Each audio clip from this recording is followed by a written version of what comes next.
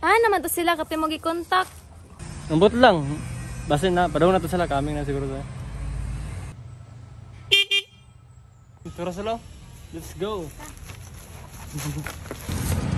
Good morning, ma'am and sir. Kami na itong tourist guide din hiya. Kauban ako si Amil, ato ang driver. Karon, dadon tamo sa Tampisaw nga. Well known siya din sa Pakantukan, isa sa tourist spot. Sige, let's go. Let's go. Let's go.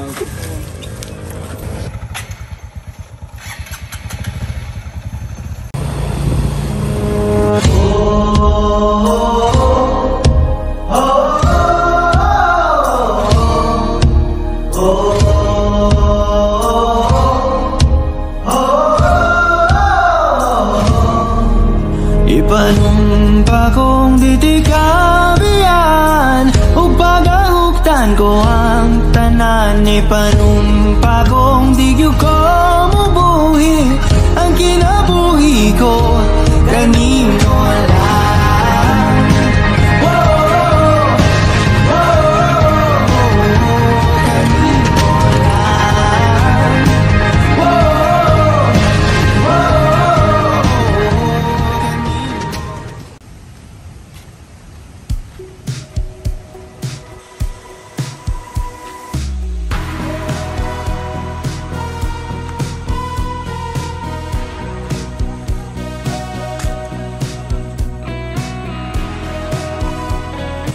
May bayanihan.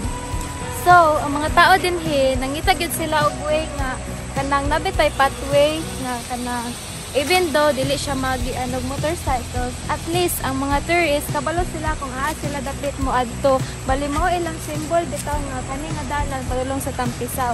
So even though nga layo kay siya from the highway, nangita gyud ang mga tao diri og way nga nagkinabangay sila nga na ay dalan nga mahimo.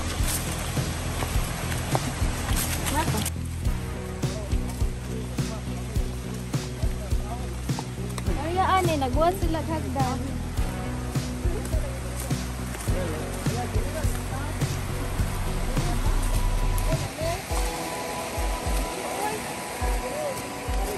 Oo, nagbuhat sila tulay para makatapok ang mga tao ditong kapita.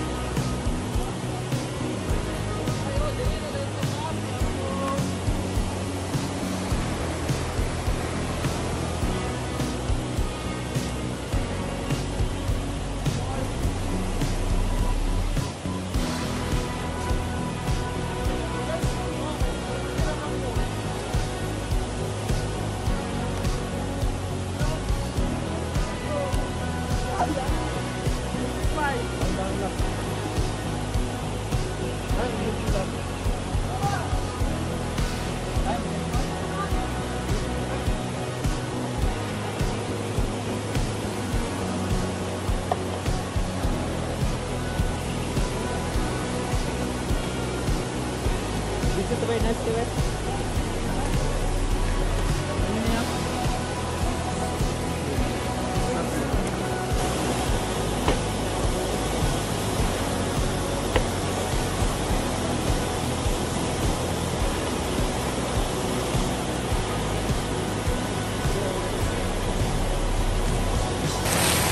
So mao to ang tulay nga gihimo sa mga tao dinhi para makatabok bitaw ang mga tourist na gusto magadto sa Tampisaw. Buhat sila og tulay. So mao to siya, ingato ka complicated ang dalan padulong dinhi sa Tampisaw. So unta ay dili na. Diya na to.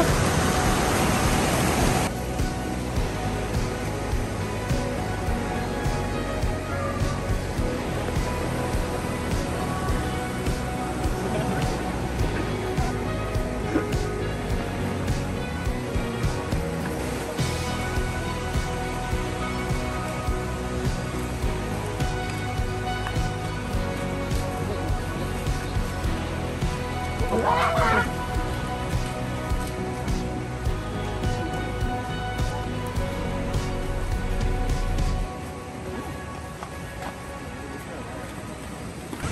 ma'am and sir, welcome to Tampisaw, no?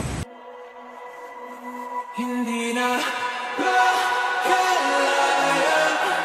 dinadalaw ako bawat gabi.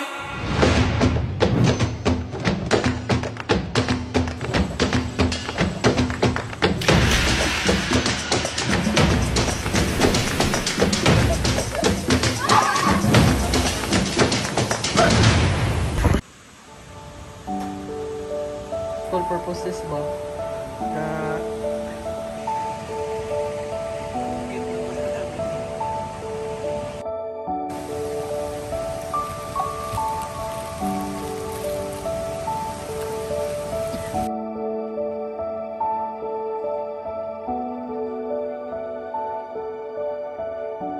Filipino brand and service excellence. Mabuhay!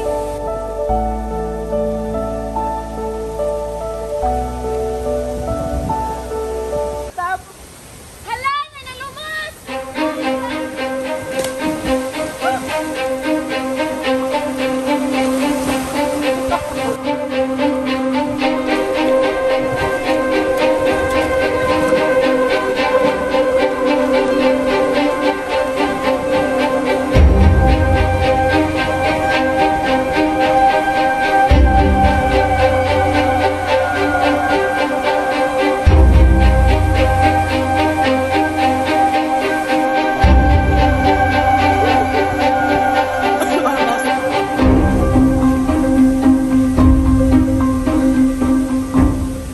sa atong agyanan sa inyo makita sa video nga gipakita og una, mas lisod gyud siya. So naay mga tawo nga dili comfortable sa dalan kay because lapok napay tulay nga makita ninyo guys nga gauyog-uyog siya. So naamay mga tawo nga mahadlok siya ginana. So if ever in the future itagaan ni sa ato ang gobyerno og kanang chance nga makuan ang dalan, ma-improve. So naay possibilities nga ang Tampisaw, dili lang siya ma-well known not only in Pangantukan but also in the province of Bukidnon. So maisa na siya sa kanang kuan bitaw